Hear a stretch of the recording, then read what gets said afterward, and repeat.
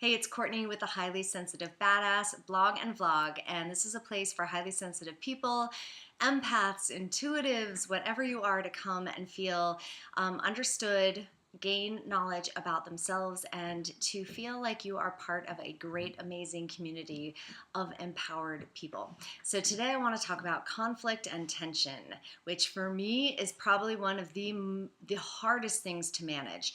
Being in tension with somebody else because you can feel all the stuff the other person is feeling, including your own.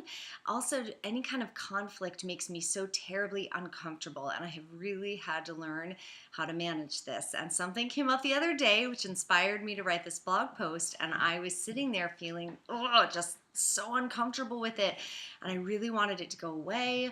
And there's, for me at least, a really strong feeling of not being okay with the moment of when that's happening. So I'm going to give you a few tips on how I move through this, and so hopefully you can also use these when you are feeling that high discomfort that can come from tension and conflict.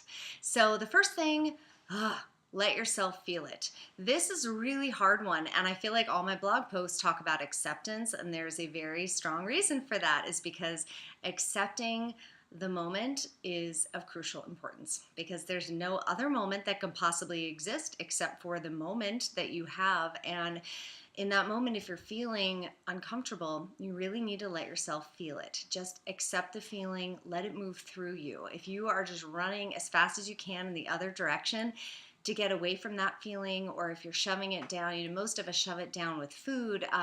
We distract ourselves, we try to run away from it, and we use very unhealthy ways of escaping our feelings. So feeling and being willing to sit with that feeling is the first thing to really letting that feeling go, because the faster it moves through you, the faster it moves through you, and that's a good thing. The second thing, I'm just going to scroll down because I have cheat sheet little notes here. Move it through your body. So what you'll notice is a lot of the time these feelings bring up tons of chit chatter in our head. They can trigger our anxiety, trigger our depression, trigger our monkey mind to go crazy. So the best antidote to being stuck in our heads is to get stuck instead in our bodies.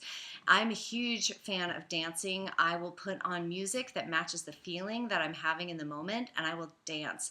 And in addition, what I've noticed is when I'm dancing, if I literally shake my body more, like shoulder shimmies and shake your arms, like literally shaking the feeling, I can almost feel myself shaking the anxiety out of my body. So read the actual blog post. There's a link to the blog post itself that talks a little bit more about this.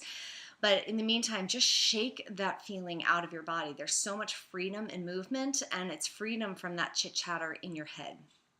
So that's the second thing. Third thing is to really remind yourself that it's temporary. So a trick I've learned how to do is, in the moment of the feeling, I'll rewind back to the last time that I felt uncomfortable or felt something that I didn't want to be feeling. And I'll remind myself that, like, later that day, I'm not feeling that anymore. So I have moved past it. And I have always moved past every feeling. It has never happened that I have been stuck in a feeling forever. That has yet to happen. It never will happen. And so I remind myself that I'm not going to feel this way for much longer. It's temporary. So sometimes that eases my anxiety of having that feeling in the moment. The fourth thing is this is a hard one. So if you know somebody else is upset, especially the discomfort of knowing someone is upset with you or something you have done, it's really hard to accept the fact that it's okay for somebody else to be upset. It's okay for somebody else to have that feeling.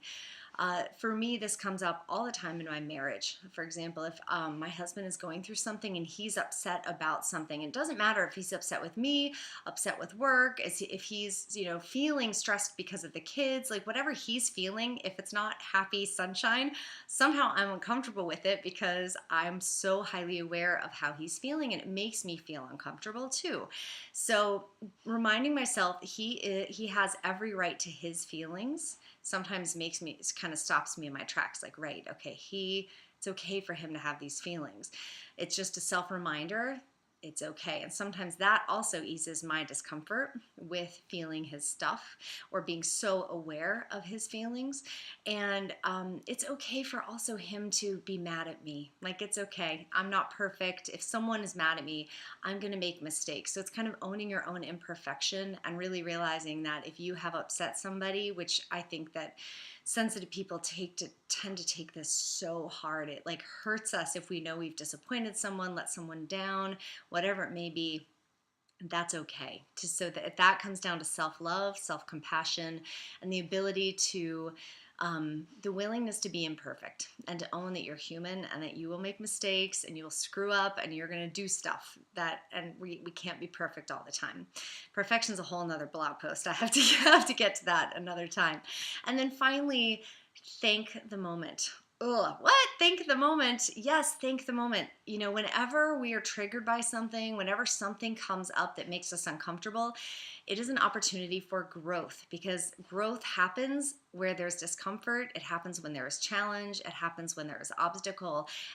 When happens when there are obstacles, and it's a time for us to really learn how to move through something. You know, we're gaining skills every moment of our lives. We can either learn from it or we can move backward and, you know, stuff it down.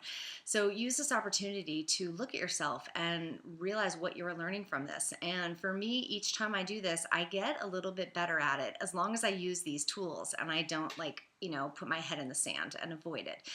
So, and thank the moment, because honestly, you never know what's going to come from a moment that you lean into.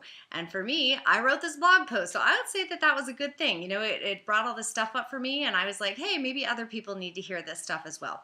So I hope that was helpful. I'd love to hear from you. Please leave your comments below.